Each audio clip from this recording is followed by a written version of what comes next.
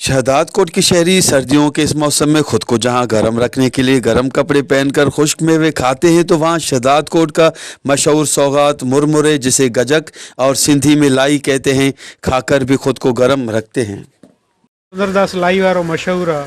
तक़रीबन 50 साल खां वठी इहो कमु कंदा रहंदा आहिनि। उनखां बाद में मुंहिंजो नालो दिलीप कुमार आहे, मुंहिंजे भाउ जो नालो रवि कुमार आहे। तक़रीबन 50 साल खां वठी असां इहो कमु कंदा रहंदा आहियूं। शुरू खां वठी वाल साहिबु कंदो हुयो, उनखां बाद में असां था कयूं था। ऐं हीअ सियारे जे मौसम में तमामु घणी हलंदी आहे। ऐं सौगात आहे हिकिड़े क़िस्म जी, शहदाद कोट जी सौगात आहे, जंहिंमें खोड़ई दोस्त आहिनि, सऊदी अरब खणी वेंदा आहिनि, दुबई वठी वेंदा आहिनि। खुशदार अमूमन जेके बि ईंदा आहिनि, जेके बि पांजेड़ा ईंदा आहिनि हिते, उहे वठी वेंदा आहिनि। खुशदार वेंदी आहे, कोटिया वेंदी आहे, ऐं हिकिड़े सुखड़ी तौरु जेको आहे न, हिनखे खई वठी वेंदा आहिनि हितां। खोड़ई दोस्त आहिनि जेके ॿाहिरि रहनि था, उहे सुखड़ी तौरु हितां खणी वेंदा आहिनि।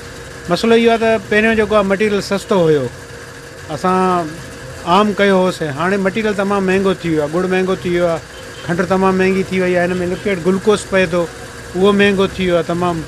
इन करे थोरो कास्ट बि असां वधाई आहे हिन जी। जबकि सर्दियों के सौगात को बलूचिस्तान, पंजाब समेत पाकिस्तान से बाहर सऊदी अरब, दुबई, हिंदुस्तान और मुख्तलिफ यूरोपियन इलाकों में तोहफे के तौर पर भी भेजा जाता है, जिसे वहाँ बड़े शौक से खाया जाता है। कैमरामैन तनवीरी साजी के साथ गुलाम अली इब्रावई, वश टीवी, शहदाद कोट।